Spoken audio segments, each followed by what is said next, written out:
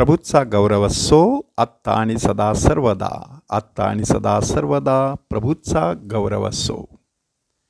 आजच्या पहिल्या वचनामध्ये दोन महत्त्वाची वाक्ये आलेली आहेत की देव आपल्याला अनुकूल असल्यास आपणाला प्रतिकूल कोण. मराठीमध्ये असं म्हणतात की देव तारी त्याला कोण मारी. परंतु त्याच्या उलटसुद्धा माणसाला म्हणता येऊ शकतं, देव मारी त्याला कोण तारी. म्हणजे परमेश्वर आपल्या बाजूला असणं अत्यंत महत्त्वाचं आहे.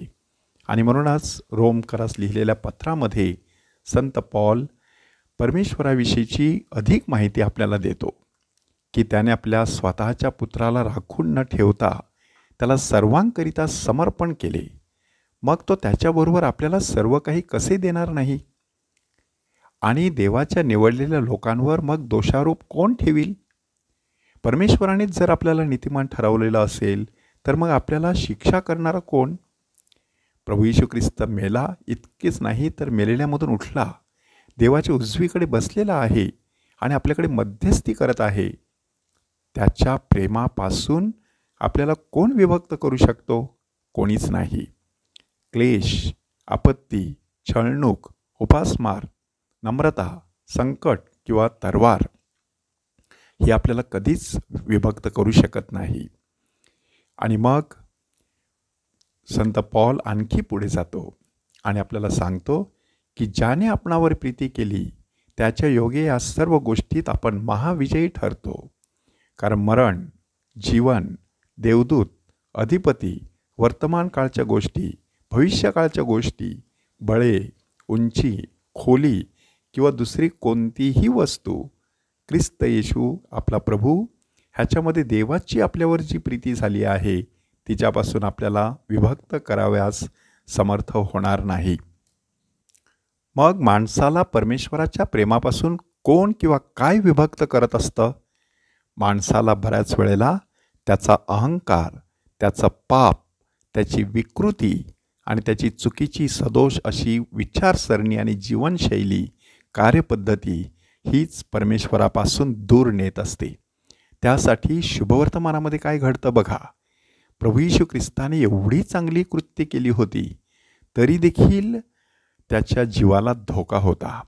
हेरोद त्याला जिवे मारावयास पाहत होता. येशूने त्याला कोल्हा म्हटलं. काय सांगितलं. त्या कोल्ह्याला जाऊन सांगा, पहा मी आज आणि उद्या भूते काढतो आणि रोग बरे करतो आणि तिसऱ्या दिवशी मी परिपूर्ण होईन. तरी मला आज, उद्या आणि परवा पुढे गेलेच पाहिजे. कारण यरुशलेमेबाहेर संदेष्टाचा नाश झाला असे व्हायचे नाही.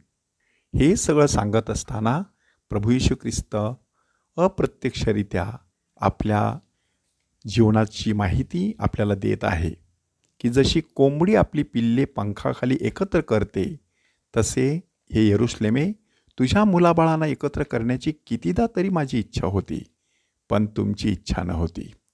म्हणजे परमेश्वराची इच्छा बघा. एखाद्या कोंबडीने आपल्या पिल्लांना आपल्या पंखाखाली घ्यावं तसं परमेश्वर आपल्याला त्याच्या कृपा पंखाखाली, कृपा छत्राखाली एकत्र घेऊ इच्छितो.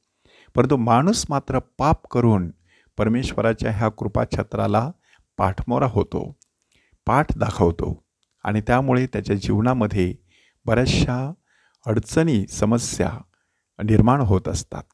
म्हणून आपण चिंतन केलं पाहिजे की खरोखरच मी परमेश्वराचं प्रेम अनुभवलेलं आहे का.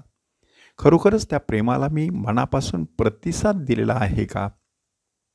आणि मला माझ्या जीवनामध्ये परमेश्वराच्या प्रेमापासून दूर नेण्यास काय काय कारणीभूत ठरतं. म्हणजे मी मनापासून परमेश्वरावरती प्रेम करत असेन तर त्यासाठी मला काही गोष्टींचा त्यागसुद्धा करण्याची तयारी ठेवली पाहिजे. दुर्दैवाने हेरोदाला प्रभू येशू ख्रिस्ताचं महात्म्य पटलं नाही. स्वतःची गादी सांभाळण्यासाठी येशूला ठार करण्याचा त्याने विचार केला. अगोदरच त्याने संत योहान बाप्तिस्ताचा शिरच्छेद केलेला होताच. आता तो प्रभू येशू ख्रिस्ताला देखील ठार करण्याचा प्रयत्न करतो. ह्याच्यावरून आपल्या लक्षात येतं की परमेश्वरावरती प्रेम करायचं म्हणजे अशा प्रकारच्या कोणत्याही संकटांना सामोरं जाण्यासाठी तयार राहायचं.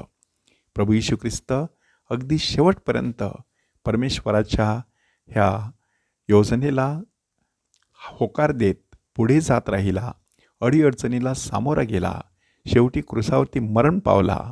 परंतु खरं प्रेम अमर असतं. अगदी त्याप्रमाणे मृत्यूवरती विजय मिळवून त्याने आपल्यासाठी फार मोठा आशेचा उंबरठा ओलांडलेला आहे. आणि परमेश्वरावरती मनापासून प्रेम करणाऱ्या व्यक्तीलासुद्धा हा आशेचा उंबरठा ओलांडण्यासाठी पाचारण केलं जात आहे. त्या परमेश्वराच्या प्रेमापासून आपल्याला कोण विभक्त करील? परमेश्वराची जर आपल्यावरती प्रीती असेल तर आपल्याला कसली भीती?